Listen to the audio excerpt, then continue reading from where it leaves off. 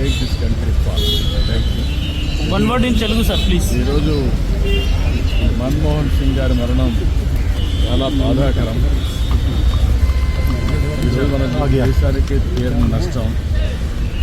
ఒక వ్యక్తి జీవిత కాలంలో అచంచలమైన విశ్వాసంతో ఏ విధంగా ముందుకు పోతారో ఆయన ఒక నిదర్శనం.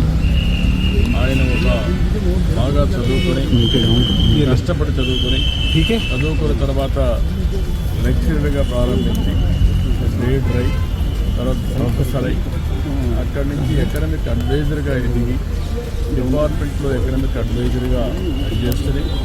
ఆ తర్వాత మనం చూస్తే ఆయన ఆర్బీఐ గవర్నర్ కావడం, అదేవిధంగా డిప్యూటీ చైర్మన్ ప్లానింగ్ బోర్డు కావడం, యూజీసీ చైర్మన్ కావడం, ఇలాంటి అనేకమైనటువంటి ఉన్నతమైన పదవులు, అది పబ్లిక్ పాలసీ విషయంలో కావచ్చు, లేకుంటే ఎకనమిక్ పాలసీస్ కావచ్చు, ఇవన్నీ కూడా ఇన్వాల్వ్ అయ్యి ఫైనాన్స్ మినిస్టర్ అయ్యాడు. ఫైనాన్స్ మినిస్టర్ అయినప్పుడు ఈ దేశంలో మన కొత్త ఆర్థిక పరిస్థితి అందరూ చూశారు. ఆ రోజు మనకు కావాల్సినటువంటి ఇంపోర్ట్ చేసుకోవాలంటే ఫారిన్ ఎక్స్చేంజ్ లేని పరిస్థితిలో ఎకనమిక్ రిఫార్మ్ తీసుకొచ్చారు. ఒక దిశ నిర్దేశించారు.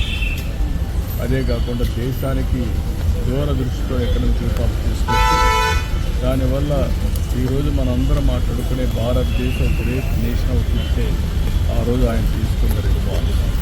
ఆయన ప్రధానమంత్రిగా మీరు చూస్తే అతి ముఖ్యమైనటువంటి 4 పబ్లిక్ పాలసీ తీసుకొచ్చాడు. ఒకటి ఆ రోజు ఆయన చేసింది ఎంప్లాయ్మెంట్ జనరేషన్, నరేగా తీసుకొచ్చారు. Right to information.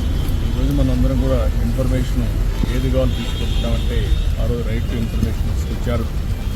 Right to education, కంపల్సరీగా చదువుకోవాలి, ఆ విధంగా రైట్ టు ఎడ్యుకేషన్ తీసుకొచ్చారు.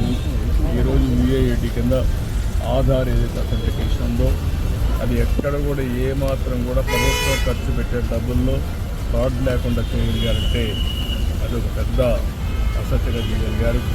ఇలాంటి వినూత్నమైన పాలసీలు తీసుకొచ్చిన వ్యక్తి మన్మోహన్ సింగ్ గారు. ఎవరికి కూడా ఈ గౌరవం దక్కదు. ఒక అకాడమిషియన్, ఒక పాలిటీషియన్, ఒక ఎకానమిస్ట్, ఒక బ్యూరోక్రాట్, ఈ 4 కూడా సమర్థవంతంగా పనిచేసిన వ్యక్తి, రాణించిన వ్యక్తి మన్మోహన్ సింగ్ గారు. అలాంటి వ్యక్తి ఈరోజు మన దగ్గర లేకపోవడం చాలా బాధ, దేశానికి తీవ్రమైన నష్టం. కానీ ఆయన ఐడియాలజీ శాశ్వతంగా ఉంటుంది. ఆయన ప్రారంభించిన రిఫార్మ్స్ శాశ్వతంగా ఉంటాయి. ఈ రిఫార్మ్స్ ముందు తీసుకుపోవాల్సిన బాధ్యత ప్రజల మీద ఉంటుంది. Thank you sir. Thank you.